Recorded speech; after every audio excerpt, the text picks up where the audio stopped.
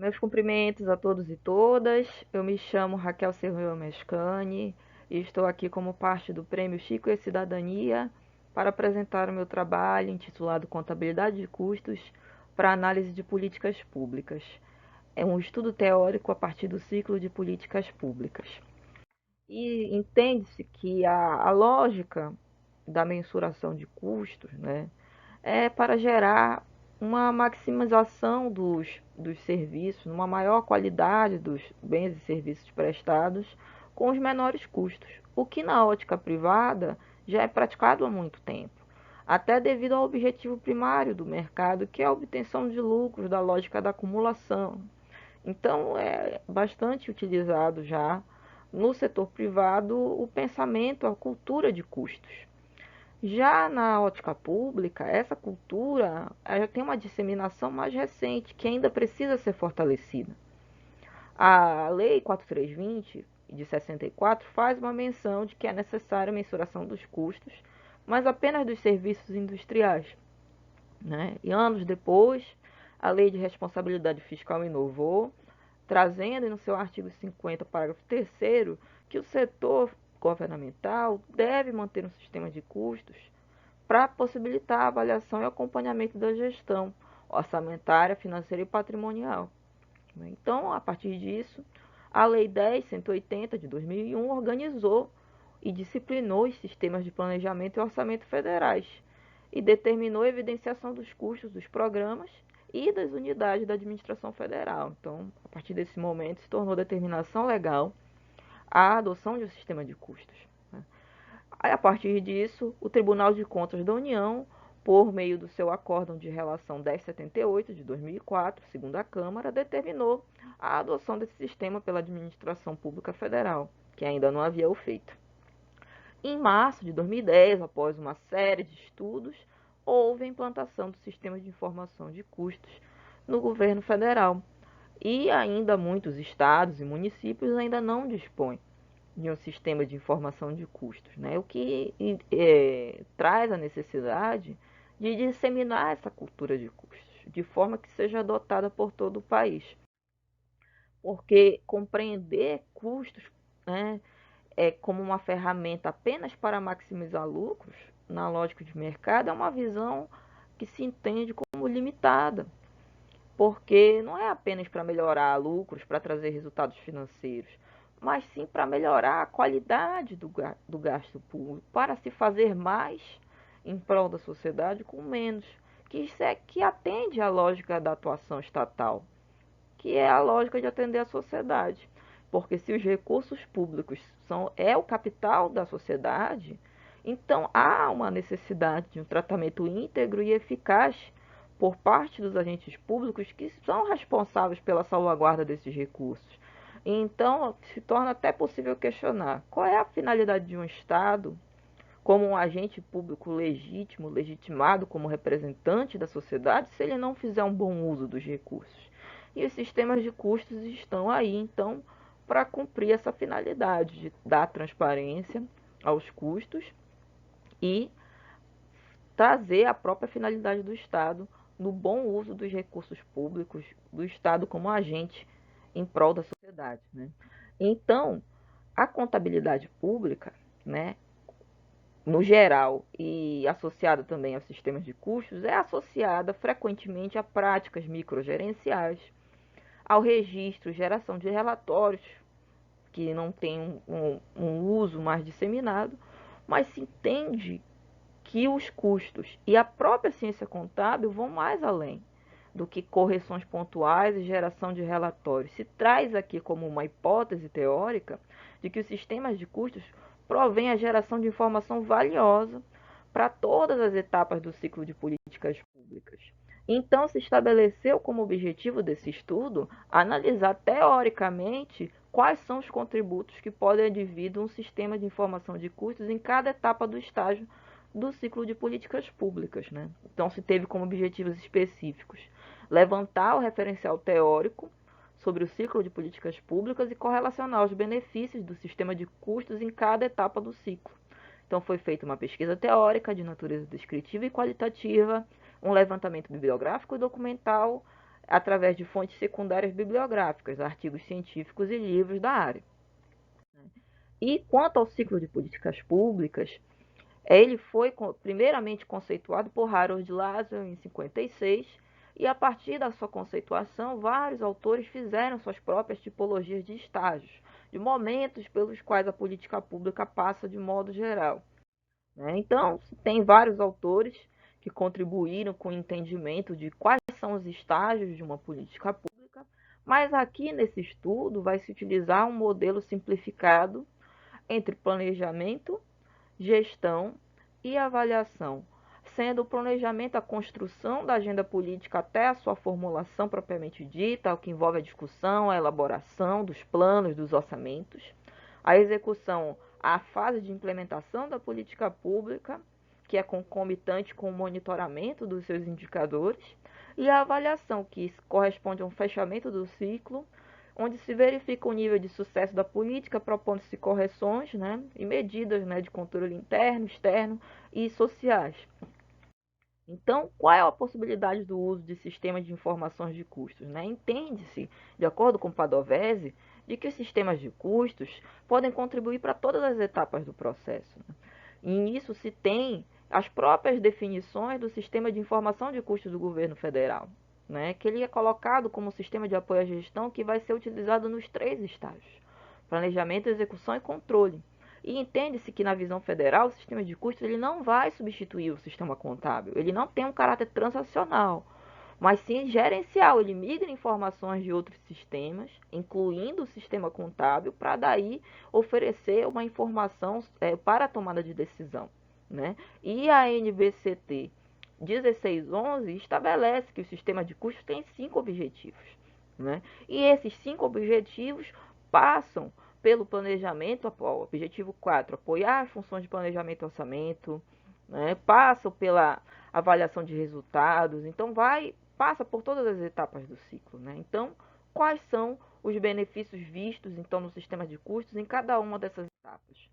No planejamento, se entende que o sistema de custo pode ser um subsídio informacional importante para a elaboração do processo orçamentário, que ele vai permitir, então, a limitação do mau uso de modelos incrementalistas, que eu só pego o orçamento do ano anterior e faço alguns ajustes para poder ser o orçamento do ano seguinte. E por intermédio da introdução de maior racionalidade no processo de planejamento, porque a partir do uso de informação subsidiada, eu vou ter um orçamento com base em evidências, dando mais informação para os órgãos planejadores e tornando o processo alocativo dos recursos mais eficiente.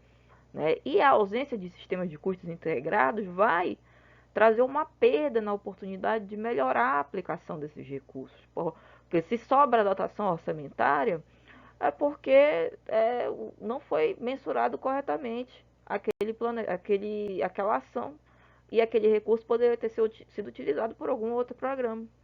E se falta dotação orçamentária, isso pode gerar a perda da qualidade, a interrupção dos serviços, a paralisação dos investimentos das obras, como se vê muito comumente. Então, se propõe uma inversão da lógica voltada ao orçamento público, de colocar os custos como um insumo prévio, informacional e inicial do processo para se elaborar plano plurianual, a lei de diretrizes orçamentárias e a LOA, dando maior fidedignidade, fazendo daquelas peças baseadas em informação prévia e mais próxima da realidade, de modo que seja suficiente para realizar as políticas públicas e fomentar o desenvolvimento local. E serviriam também para a elaboração de planos regionais e locais de desenvolvimento como mais um insumo de informacional.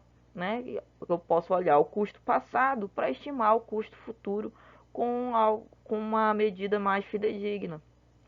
Já na gestão, tem 2 enfoques de execução, o físico e o financeiro. E o financeiro vai passar pelas receitas e as despesas. Nas receitas, um sistema de informação de custos pode trazer uma melhor fixação de preços públicos e taxas, tanto pela ótica dos preços mais justos, quanto pela obtenção de resultados financeiros positivos. Se eu já sei quanto é que custa o serviço público, eu tenho como estimar uma receita que seja capaz de arcar e trazer resultados positivos para as organizações que provêm serviços públicos, né, custeados pela sociedade. Já na ótica das despesas, a, a informação de custos pode subsidiar procedimentos licitatórios, trazendo mais uma base comparativa de valores, né, somando-se a cotação de preços exigida por cada modalidade, de maneira a evitar a prática de sobrepreço. Se eu conheço qual foi o custo de um determinado produto para outro órgão da administração, ou quanto custou nos anos anteriores, eu tenho como ter uma noção mais aproximada e evitar sobrepreços assim muito evidentes. Já é, na ótica da relação custo-benefício, é possível então perceber, além do financeiro, passando já para a execução física das políticas, o que foi feito com quanto eu gastei e o que eu consegui fazer. Então, cruzando os dados de execução financeira com os dados de execução física, eu tenho como tomar uma decisão mais fundamentada de entender se aquele programa está sendo suficiente, se está sobrando recurso, né? Quanto eu consegui fazer com os recursos que estavam disponíveis.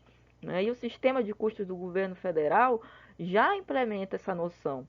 Né? Que ele tem as informações de contábeis de despesas que estão registradas no CIAF e as informações de execução física que estão registradas no SIGPLAN, e essas informações são migradas para o sistema de custos, de modo a calcular o custo-benefício de cada ação, dando um grande suporte para a tomada de decisão rápida durante a gestão. Né? E já na avaliação, pode ser utilizado de várias maneiras a informação de custos, né? Para avaliações de eficiência, essa relação custo-benefício, de eficácia, de cumprimento de metas, de efetividade, se utilizados outros indicadores. Então, se tem também, é possível utilizar custos para avaliar despesas com pessoal, para avaliar a possibilidade de redução de despesas correntes, o cumprimento do limite de gastos da Lei de Responsabilidade Fiscal pode ser favorecido pelo uso de um sistema de custos, fica mais fácil cumprir o limite de gastos, já que eu tenho informação transparente de aonde eu estou gastando, eu consigo reduzir aqui, ali. Já facilita a avaliação de resultado e desempenho, prática de benchmarking, identificar atividades de baixo valor agregado. Também é possível utilizar, para além de uma visão fechada na organização, para produção de rankings entre unidades administrativas, fazendo uma análise vertical dos custos, gerando competitividade entre as entidades públicas, né? Que a gente vê competitividade no setor privado, mas não vê tanto no setor público. Né? E se tiver um ranking, é possível você estimular, né, a melhoria constante das organizações. Né? E a análise horizontal de performance da mesma entidade, né? Observar a mesma entidade ao longo de vários anos e ver como os custos mudaram, permitindo a adoção e resgate de melhores práticas, né? A mudança, né, de comportamento da organização. Né? E apesar dos sistemas de custo terem enfoque principalmente gerencial, eles também são úteis do ponto de vista do controle. Porque do ponto de vista do controle interno, eu vou ter mais informações para melhorar a qualidade do gasto público. Do controle externo, eu vou ter maior transparência na prestação de contas e a possibilidade dos tribunais de contas exercerem, né, além da sua função punitiva tradicional, sua função educativa, por meio de recomendações. E o controle social também, já que a informação vai estar clara o suficiente para que a sociedade possa, né, solicitar, demandar melhoria na qualidade do gasto, ou mesmo se estiver sobrando recurso, né, se estiver fazendo pouco com muito recurso, então uma redução da carga tributária, talvez, né? Se os recursos estão sobrando. Então, se tem como considerações finais de que os sistemas de custos são importantes em todos os estágios de uma política pública, já que eles geram informação útil para todos esses estágios, né?